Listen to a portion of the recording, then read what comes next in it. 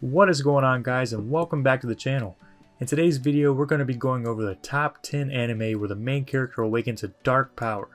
So if you enjoy the video, please be sure to leave a like and subscribe to the channel. It would mean a lot.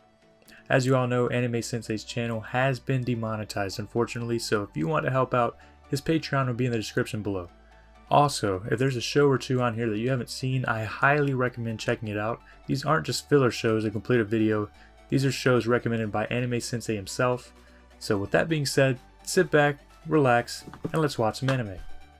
Okay, to kick things off at number 10, we have Devil Survivor 2: The Animation. The countdown to extinction begins on Sunday with the arrival of the Septentrions, otherworldly invaders set on the eradication of mankind.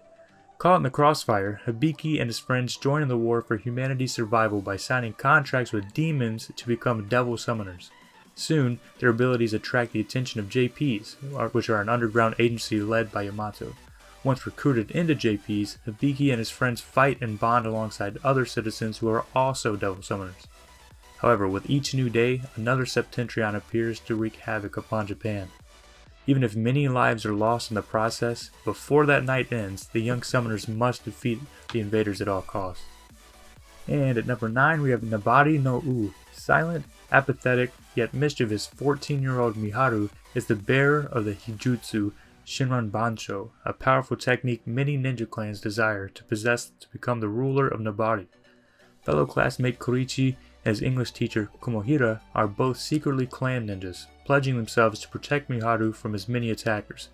Keeping apathetic, Miharu attempts to reject their invitation to join their ninja club. However, after numerous attacks, he finds no choice but to join their group as a means for his own survival. Slowly, Miharu takes a step closer to becoming the ruler of Nabari. And coming in at number 8, we have Dead Man Wonderland. It looked like it would be a normal day for Ganta Igarashi and his classmates. They were preparing to go on a class field trip to a prison amusement park called Dead Man Wonderland, where the convicts perform dangerous acts for the onlookers' amusement. However, Ganta's life is quickly turned upside down when his entire class gets massacred in an instant by a mysterious man in red. Framed for the incident and sentenced to death, Ganta is sent to the very prison that he was supposed to visit. But Ganta's nightmare is only just beginning. The young protagonist is thrown into a world of sadistic inmates and enigmatic powers to live in constant fear of the lethal collar placed around his neck that is slowed only by winning in prison deathly games. Ganta must bet his life to survive in a ruthless place where it isn't always easy to tell friend from foe, all while trying to find the mysterious red man and clear his name. And at number 7, we have Hakinden Toho Hakenibun. The village of Otsuka, home to Shino, Sasuke, and Hamaji, was lit on fire under the preconception that a virus had seen all of its life eradicated. Now, surrounded by flames and on the verge of death, the three were approached by a strange man holding a sword. He tells them that they must reach a decision if they want to live. And on that night, everything changed. 5 years later, the family of three now lives under the watchful eye of the small imperial church in a nearby village. And all is fine and dandy until the church attempts to reclaim the demonic sword of Murasame. To accomplish this, they kidnap Hamaji to lure Shino, now a bearer of Murasame's soul, and Sasuke, who possesses the ability to transform into a dog. The brothers must put their differences aside to rescue their beloved sister from the church in the imperial capital, signaling the beginning of a very difficult journey. Coming in at number 6, we have Densetsu no Yusha no Densetsu. Alpha Stigma are known to be eyes that can analyze all types of magic. However, they are more infamously known as cursed eyes that can only bring destruction and death to others. Reiner Lute, a talented mage and also an Alpha Stigma bearer, was once a student of the Roland Empire's Magician Academy, which was an elite school dedicated to training magicians for military purposes. However, after seeing many of his classmates die in a war, he made an oath to make the nation a more orderly and peaceful place with fellow survivor and best friend Xian Astle. Now that Xian is the king of Roland, he orders Reiner to search for useful relics that will aid the nation. Together with Ferris, a beautiful and highly skilled swordswoman, Reiner goes on a journey to search for relics of legendary heroes from the past, and also to uncover the secrets behind his cursed eyes. And coming in at number 5, a very good show, Trinity 7. One day the bright red sun stops shining, causing the breakdown phenomenon, the destruction of Arata Kasuga's town and the disappearance of the people inhabiting it. All, however, is not yet lost. By utilizing the magical grimoire given to him by his childhood friend and cousin Hajiri Kasuga, Arata's world gets artificially reconstructed. In order to investigate the phenomenon, Lilith Asami appears before Arata, whose official world suddenly disintegrates. He is given two choices: hand over the book or die. However, Arata chooses the third option, enrolling in the top secret magic school, Royal Biblia Academy, where 6 other magical users await him. Together with Lilith, these 6 form the Trinity 7, the elite of the school who each bolster their own power and skill. With the ambition to save Hojiri and the help of his newfound friends, Arata stops at nothing to prevent the destruction of his beloved hometown and to bring back his best friend. And coming in at number 4, we have Bungo Stray Dogs. For weeks, Atsushi Nakajima's orphanage has been plagued by a mystical tiger that only he seems to be aware of. Suspected to be behind this strange incident, the 18-year-old is abruptly kicked out of the orphanage and left hungry, homeless, and wandering through the city. While starving on a riverbank, Atsushi saves a rather eccentric man named Osamu Dazai from drowning.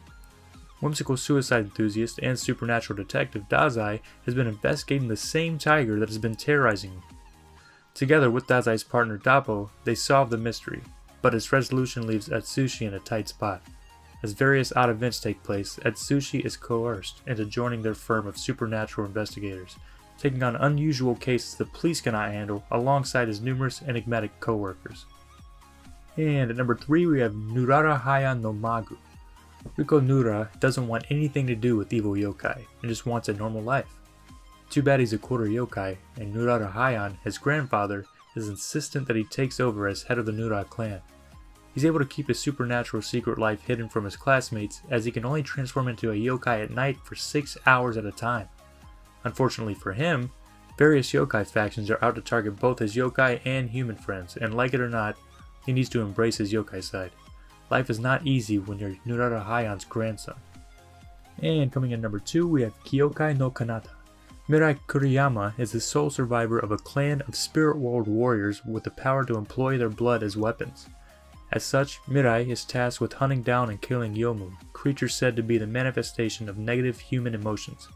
One day, while deep in thought on the school roof, Mirai comes across Akihiro, a rare half-breed of Yomu in human form. In a panicked state, she plunges her blood saber into him, only to realize that he is an immortal being. From then on, the two form an impromptu friendship that revolves around Mirai constantly trying to kill Akihiro, in an effort to boost her own wavering confidence as a spirit world warrior. Eventually, Akihiro also manages to convince her to join the literary club, which houses 2 other powerful spirit world warriors, Hirumi and Mitsuki. And finally, coming in at number 1, one of my personal favorites, Owari no Seraph. With the appearance of a mysterious virus that kills everyone above the age of 13, mankind becomes enslaved by previously hidden, power-hungry vampires who emerge in order to subjugate society with the promise of protecting the survivors in exchange for donations of their blood. Among these survivors are Yuichiro and Michaela, 2 young boys who are taken captive from an orphanage, along with other children whom they consider family. Discontent with being treated like livestock under the vampire's cruel reign, Michaela hatches a rebellious escape plan that is ultimately doomed to fail. The only survivor to come out on the other side is Yuichiro, who is found by the Moon Demon Company, a military unit dedicated to exterminating the vampires in Japan. Many years later, now a member of the Japanese Imperial Demon Army, Yuichiro is determined to take revenge on the creatures that slaughtered his family. But at what cost? Well, that's all we have for today. Thank you so much for watching. If you have any questions or comments, feel free to leave them in the comment section. Also, don't forget to join our Discord server to chat with us. And again, Anime Sensei's Patreon is in the description. Every little bit counts. And with that being said, I hope you all have a great day or night, and we'll see you in the next one.